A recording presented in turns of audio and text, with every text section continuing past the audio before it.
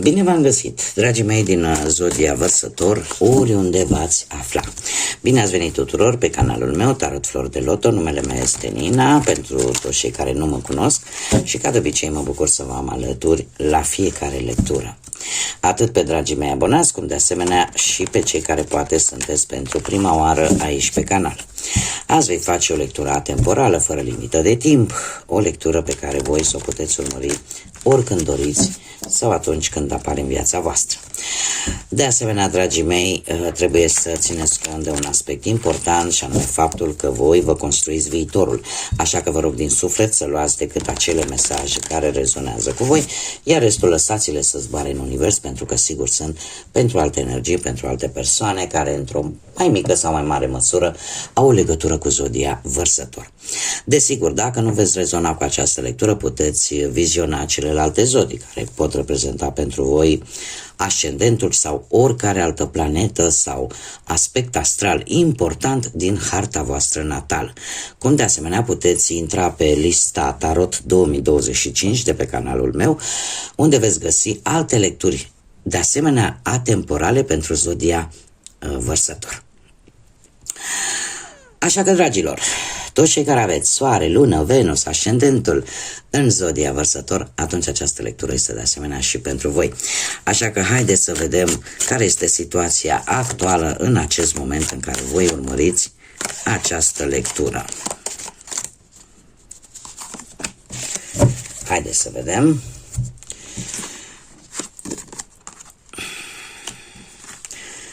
Da. Dragilor, se pare că Zodia Leu și, bineînțeles, zodiile de aer, la fel ca și voi, Gemeni, Balanță, Vărsător, sunt zodiile care au ceva importanță pentru voi. Într-un trecut nu foarte îndepărtat, ați avut o perioadă destul de stabilă, aș spune. Nu știu dacă poate Zodia Leu are cumva vreo relevanță pentru unii dintre voi în ceea ce privește relația, familia.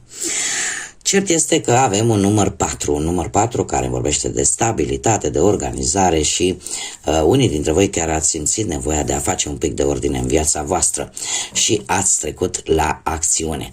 Alții poate ați planificat ca lucrurile să meargă în direcția în care voi vă doreați, sau pur și simplu a apărut un rezultat destul de vizibil care v-a oferit poate o protecție sau care v-a dat de înțeles că sunteți pe drumul corect. Cartea în sine, care ne vorbește de familie, ne vorbește de loialitate, de copii, de părinți, în general atât familia mică cât și familia extinsă. Se pare că ați avut parte de suportul tribului vostru, suportul familiei voastre și în felul ăsta v-ați simțit în siguranță și stabili, da? Mai ales din punct de vedere relațional. În prezent avem, desigur, marele mentalist, da? Zodii de aer, prin care și voi vă puteți număra, desigur. Ați fost mult mai elocvenți în modul de a vă exprima, în modul în care ați comunicat, ați fost mult mai rațional și eu aș spune că v-ați controlat emoțiile foarte bine și voi le controlați în acest moment. Chiar dacă uneori sunteți un pic mai sarcastici, da, aruncați așa mici săgețele otrăvite către acele persoane care poate vă critică, da? Dar cert este că ați fost mult mai calculați și mult mai logici, mult mai raționali. Alții dintre voi e posibil ca în acel moment să ai de-a face cu anumiți profesori, avocați, chirurgi, de ce nu, jurnaliști sau poate chiar ce ține de partea asta culinară, da, de șefii care își desfășoară activitatea în lumea asta culinară. Într-un viitor nu foarte îndepărtat avem cifra 7. Ei, dragilor, se pare că de înțelepciune nu o să duceți lipsă, pentru că cifra 7 despre asta îmi vorbește de inteligență, de un caracter foarte hotărât, de o evaluare foarte bună și foarte profundă și de asemenea de o spiritualitate destul de puternică. se pare că apare o creștere din punctul ăsta de vedere spiritual, apar niște binecuvântări care sunt legate poate, mai ales pentru că avem și zodia Leu aici, veți simți acea necesitate de a fi luați în seamă, de a fi luați în serios, de a vă simți special și de a fi admirați pentru ceea ce faceți voi. O energie destul de pozitivă, foarte creativă, care va atrage privirea, da? Așa că părerea despre voi înșivă va fi la cote maximă cu aceste influențe leonine, da, ale acestei zodii. Cartea în sine ne vorbește de o declarație și în care unii dintre voi e posibil să reclamați, să obțineți această recunoaștere de care v-am vorbit mai înainte, să fiți voi suverani, să fiți voi independenți, ceea ce nu mă miră, pentru că voi în special sunteți rebelii, revoluționarii zodiacului și nu prea vă place vouă să vă supuneți unor reguli, cu atât mai mult cu cât acele reguli sunt total neavenite, sunt total greșite. Veți reuși, poate unii dintre voi, să rezolvați o anumită situație tocmai spunând un adevăr. Cum de asemenea sunteți dispuși să mergeți până în pânzele albe, folosind poate acel dictat libertate sau moarte, adică sunteți dispuși să mergeți până la capăt pentru a, cum să spun eu, a scoate adevărul la suprafață. Poate unii chiar vor fi nevoiți să dea la propriu anumite declarații, nu neapărat verbale, cât chiar și scrise, tocmai pentru că vreți poate voi să aflați un adevăr sau poate vreți să se afle un adevăr. Acum, haideți să o luăm pe rând și haideți să vedem pe partea asta profesională ce vine pentru voi, dragilor, în următoarea perioadă pe plan profesional.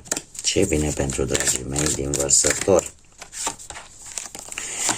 Și ați avut o perioadă în care eu aș spune că ați fost un pic blocați. Poate ați așteptat un răspuns relaționat poate cu un loc de muncă sau cu rezolvarea unei anumite situații la locul de muncă. Și ați avut așa un mic blocaj sau poate că ați avut opțiuni, dar v-a fost cumva dificil de ales. La oferte de muncă, dar cumva parcă v-a fost un pic greu să alegeți. În prezent avem un cavaler de monede. Un cavaler de monede care îmi spune că în acest moment se pare că nu e tocmai cel mai bun moment să schimbi jobul. Și dacă sunteți în căutarea unui job, e posibil și ar fi indicat poate să-l căutați în locuri unde voi cunoașteți foarte bine activitatea. Da? Sunteți destul de meticuloși și știți cumva, aveți o anumită certitudine că veți câștiga pe plan profesional, dar trebuie să aveți foarte multă răbdare. Cavalerul de monede este cel mai lent cavaler și chiar dacă vine cu acea siguranță, cu acea meticulozitate, totuși ți se cere să ai răbdare, da? Să nu te grăbești pentru că și să ai probabil un comportament cât mai responsabil, pentru că lucrurile bune vor veni. Sunteți înclinați unii dintre voi să fiți mai perfecționiști în ceea ce privește cariera voastră și e posibil să fiți implicați chiar într-o situație care cere foarte multă responsabilitate la locul de muncă. Da? Într-un viitor se pare că așteptarea voastră se încheie într-un viitor apropiat. De ce? Pentru că avem carul cu semnul racului, poate vă spune ceva, dar care ne vorbește de hotărâre. Ne vorbește de o hotărâre și o schimbare de loc. Sau, pur și simplu, veți lua o hotărâre referitor la o anumită persoană care are legătură cu viața voastră profesională, pe care voi poate ați descoperit-o că ar avea ceva împotriva voastră, dar cumva eu aș spune că mulți optați oarecum să schimbați locul și să nu mai stați în preajma acestei persoane. Dacă nu, trebuie să vă spun că în general carul ne vorbește de călătorii De asemenea, ne vorbește de voință foarte puternică și de a nu te lăsa până nu a obține victoria. Unii dintre voi chiar e posibil să cocheteze cu anumite joburi relaționate poate cu transportul, indiferent care transport, că el public, de marfă și așa mai departe, sau poate că apare așa o situație care va necesita atenția ta în mod deosebit, poate printr-o veste neașteptată care are legătură cu munca și căreia tu îi vei da atenție și vei lua o hotărâre destul de rapidă, aș spune, și o hotărâre destul de gândită. Mergem mai departe, pe partea banilor. A avut loc o schimbare bruscă în viața voastră din punct de vedere financiar cu ceva timp în urmă și din câte văd eu aici a fost o schimbare benefică pentru voi, un câștig probabil de bani sau pur și simplu o situație financiară care s-a schimbat într-o manieră foarte neprevăzută și foarte bruscă, dar care a fost benefică pentru voi, pentru că avem acest 4 de bâte în prezent care îmi vorbește de creșteri economice și e posibil chiar să celebrați poate o reușită financiară în urma propriei voastre munci. 6 de spade de asemenea vorbește de călătorii, iar într-un viitor apropiat aș spune că dacă voi ați luptat pentru o anumită sumă de bani sau pentru rezolvarea unei anumite situații financiare, se pare că ceva nou se îndreaptă către voi și sunteți dispuși să schimbați ceva în viața voastră din punctul ăsta de vedere financiar sau poate vreți să faceți o călătorie pentru a rezolva o anumită situație financiară. Haideți să vedem cu dragostea cum stați, dragilor, pentru cei care, prima oară, pentru cei care sunteți deja angrenați într-o relație. Și, uite că aici avem, dragii mei, se pare că unii dintre voi ați jonglat. Ați jonglat între două relații și asta... Hei, doi de monede. Într-un trecut nu foarte îndepărtat, cum am mai spus, e posibil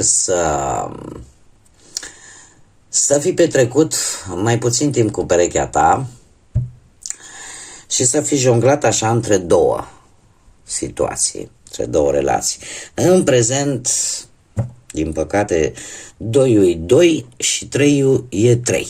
Din păcate, sunteți în mijlocul unor conflicte posibil cu acest 5 de bâte, dar este un conflict, sunt niște tensiuni cauzate de alte persoane, nu neapărat de perechea ta.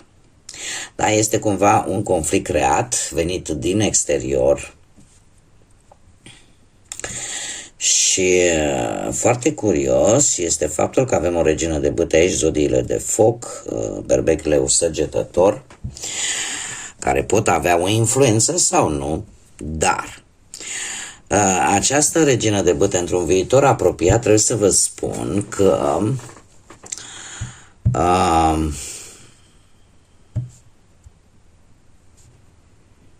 aici cineva ori este infidel, ori își bagă nasul unde nu trebuie. Din două una, ținând cont de faptul că avem o carte negativă aici, e posibil ca toate aceste tensiuni, conflicte să vină din partea unei persoane care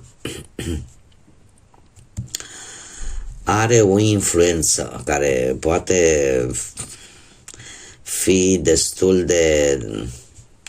să aducă destul de multă energie negativă în relația voastră. Sau poate chiar să ne vorbească de infidelitate. Da, un personaj care îi place să iasă așa în evidență și mare grijă pentru că se poate ocupa și cu lucruri mai puțin ortodoxe. Acum. Și care probabil își va arăta fața cât de curând, într-un viitor apropiat.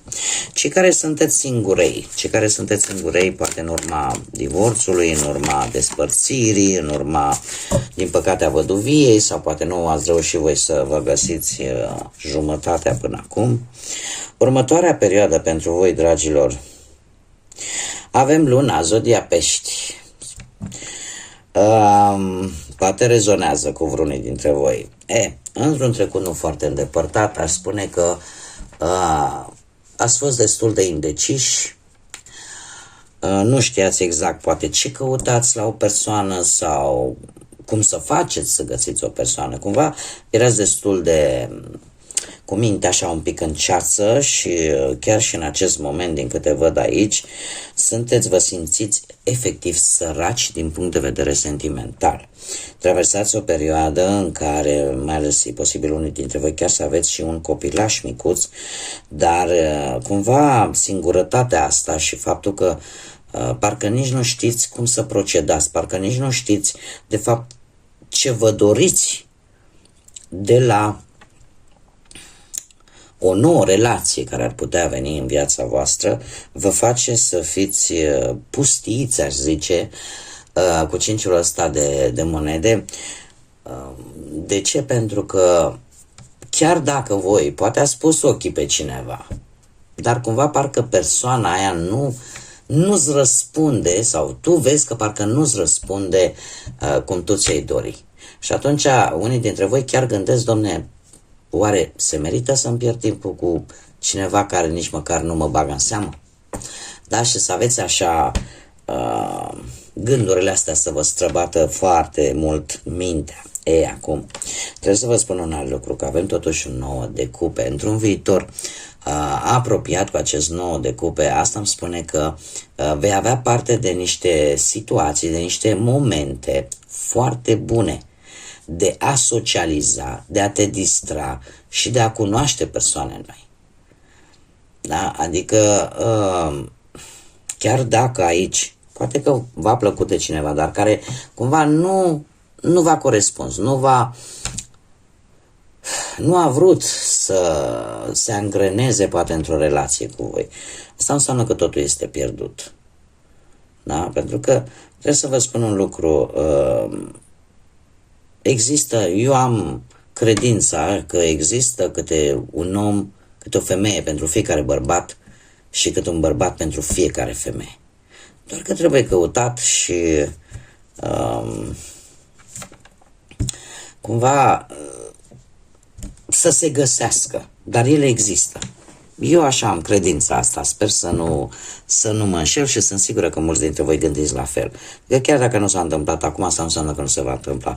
Pentru că, din câte văd aici, totuși, nu după multă vreme, veți avea ocazii să cunoașteți oameni noi. Acum, haideți să vedem ce mesaj am pentru voi, dragilor.